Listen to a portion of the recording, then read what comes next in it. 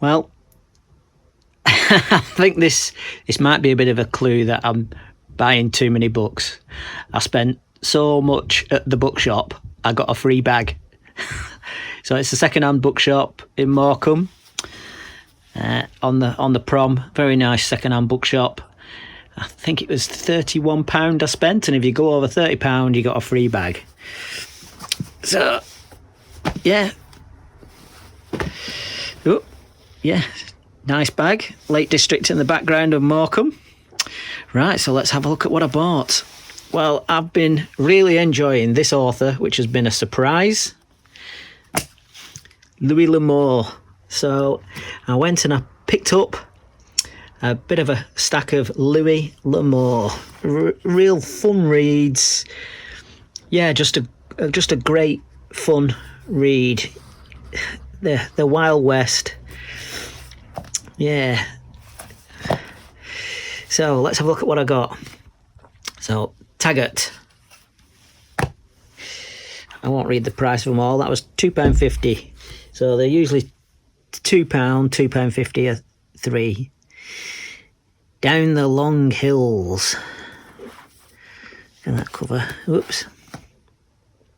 After the massacre, Harder and Betty Sue were left with only a horse and a knife with which to face the long battle against the wilderness.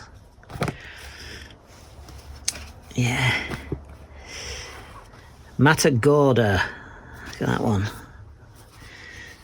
One gun against a town whose dust was stained with blood. And that's nice and green. Louis L'Amour, America's fastest selling Western writer. Under the Sweetwater Rim. A bit more snowy there. 1863 to 1864. I was going to tease and say Americans think that that's far back in time, but I won't. The Californios. Louis L'Amour, today's best-selling Western writer. Somewhere in the mountains of California, there was gold, and the only man who knew where to find that gold was a strange old Indian known as Juan. The Californios. I think I'm pronouncing this correctly. Mojave Crossing. Tell Sackett had a dying horse and a girl, no water, the worst desert to cross, and a mess of gunslingers after him. Dark Canyon. Oh, hang on a minute, look at the back. Dark Canyon. Gailford Riley was a stranger in a strange land, and every man's hand was against him, but his gun was quick. Good for you. Gaylord Riley. You don't hear that name very often anymore.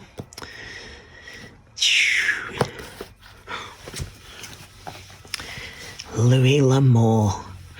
The Broken Gun. They were the scum of the West, and he was trapped alone inside the desert stronghold. Begin with the massacre of 27 innocent men. Follow it with 2 brutal murders almost 90 years later. Add 2 curious, hard-bitten veterans of the guerrilla fighting and a beautiful, terror-stricken girl. Mix with a pack of vicious killers who would have been more than a match for the most notorious gunmen of the Old West, and you have Louis L'Amour's blistering novel of action and adventure in the New West. How the West Was Won. That was at £3. Previous stamp, Mike's Famous Bookstall. The world's greatest epic of human courage and endurance. The whole brave saga of the men and women who pushed relentlessly forward against storms of nature, savage bloodshed, torture and death to win the wide shining lands of the rich and beckoning West.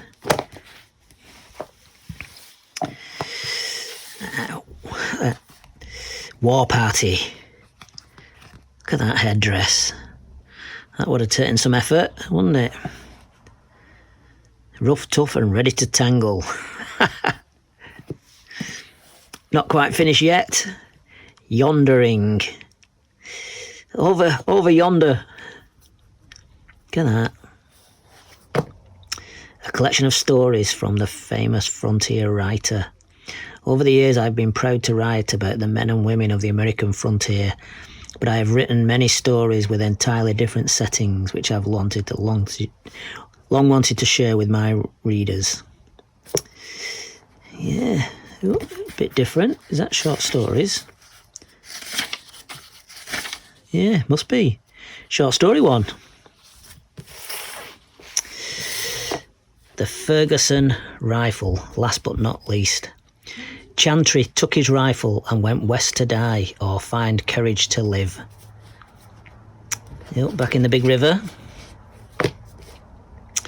Well, so there we go. Yeah, Morecambe Bookshop. Look at that lot.